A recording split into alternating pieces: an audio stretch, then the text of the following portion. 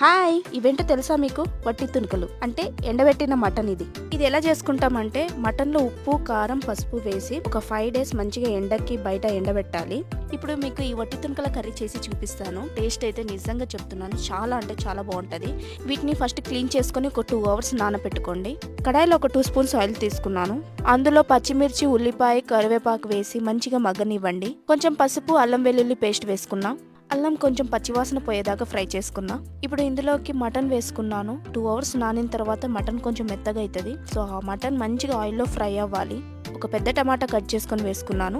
ఈ మటన్ని ఎండబెట్టేటప్పుడే మనం సాల్ట్ వేస్తాం కాబట్టి ఇప్పుడు కర్రీలో కొంచెం చూసి వేసుకోండి. 1 స్పూన్ కారం వేసుకున్నాను. అలానే గరం మసాలా ఒక 1/2 teaspoon, ఎక్కువ వద్దు.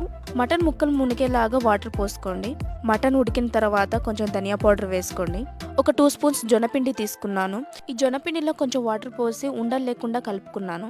ఈ పిండిని